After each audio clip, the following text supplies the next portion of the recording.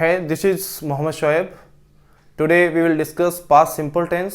इसे another word में अपन कह सकते हैं concept of past habit.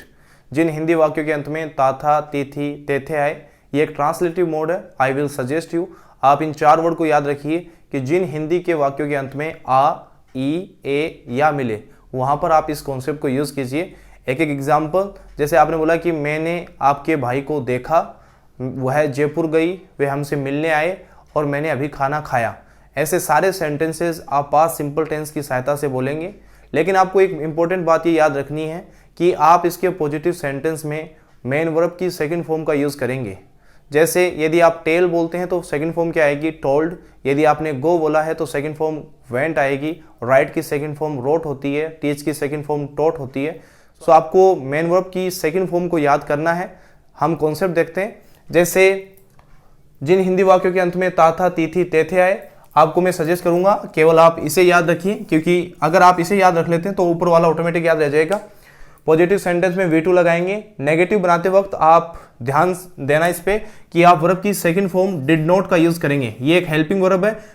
Helping verb के आने के कारण आगे वाली वर्ब वापस क्या बन जाती है? V1 बन जाती है। डिड अपने आप में सेकंड फॉर्म है, जैसे डू, डिड एंड डन। ठीक है, सो आप इसे ऐसे याद रख सकते हैं कि एक म्यान में दो तलवार नहीं ठहर सकती। जब आपने डिड का यूज कर लिया है तो आगे वाली मेन वर्ब को आपको फर्स्ट फॉर्म बनाना पड़ेगा। क्वेश्चन के लिए आप डिड को पहले लगाएंगे। Did plus subject V1 then object. यदि आप कोई WH वर्ड यूज करते हैं तो वो डिड से पहले आएगा। एग्जाम्पल देखते हैं। जैसे आपने बोला कि मैं समय पे आता था, तो सेंटेंस कैसे बनेगा? आई केम ऑन टाइम। ठीक है, इसे आप इस स्ट्रक्चर से बनाना चाहें तो कैसे बनेगा कि मैं समय पर आया। सेंटेंस क्या बनेगा? मैं समय पर आया, तो कैसे बनाओगे? आई केम ऑन टाइम। मैंने सुलेमान को कॉल किया, आई कॉल्ड सुलेमान। मैंने झूठ बोला, आई टोल्ड अ लाई। मैं कमलेश से मिला, आई मेट कमलेश। और मैंने कहानी लिखी, आई रोट ए स्टोरी। इसमें अगर आप ध्यान दें तो ये जितनी भी वर्ब लिखी हुई है ये वर्ब की सेकंड फॉर्म है। ठीक है, इसी तरह आपने यू से अगर सेंटेंस बनाते हो कि आपने सुलेमान को कॉल किया, यू कॉल्ड सुलेमान। आपने झूठ बोला, यू टोल्ड अ लाई। आपने कहानी लिखी, you wrote a story. Rohan ने कहानी लिखी, रोहन रोट ए स्टोरी। और माय फादर, जैसे आपने सेंटेंस बनाया, माय फादर कॉल्ड सुलेमान। मेरे पिताजी ने सुलेमान को फोन किया। अगर आप इसे नेगेटिव बनाना चाहें तो आप क्या लगाएंगे? Did not. Helping verb did not का यूज करेंगे।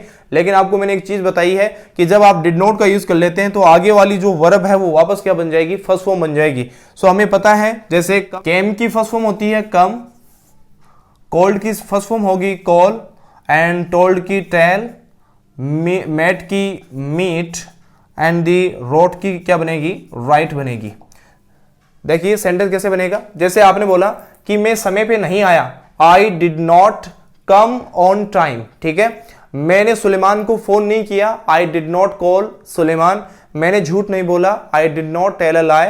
मैं कमलेश से नहीं मिला, I did not meet Kamlesh. और मैंने कहानी नहीं लिखी, I did not write a story. आपने कहानी नहीं लिखी, you did not write a story. आपने मेरे सवाल का जवाब नहीं दिया, you didn't answer my question या रिप्लाई माय क्वेश्चन। आप समय पे नहीं आए, you didn't come on time. आपने मेरी मदद नहीं की, you did not help me. So any kind of sentence यदि आप पास्ट कॉन्सेप्ट की सहायता से बोलते हैं तब आपको हेल्पिंग वर्ब डिड नॉट का यूज करना है।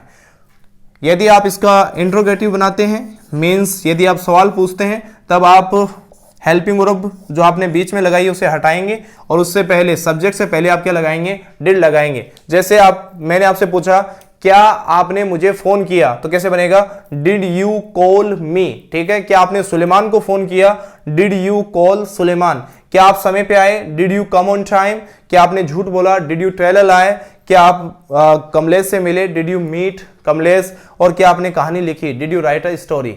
इसी तरह यदि आप चारों WH वर्ड को लगा लेते हैं, जैसे मैंने आपसे पूछा आपने झूठ क्यों बोला, तो सेंटेंस क्या बनेगा? Why did you tell a lie. आपने झूठ कब बोला? When did you tell a lie. आपने झूठ कहां बोला? Where did you tell a lie. और आपने झूठ कैसे बोला? How did you tell a lie. So ये आपका छोटा सा कॉन्सेप्ट है, आप इसे याद रखिए। लेकिन ये ऐसा कॉन्सेप्ट है जो हम बहुत बार यूज करते हैं। इसमें आप केवल इन चार वर्ड को याद रखिए जिन हिंदी वाक्यों के अंत में आ, ई, ए या मिले, वहां पर आप इस कॉन्सेप्ट का यूज करेंगे। आपका ये छोटा सा टेंस था जिसे मैंने ब्रीफली आपको समझाने की कोशिश की। बाकी सारी चीजें प्रैक्टिस पे निर्भर करती हैं। Will meet on next day.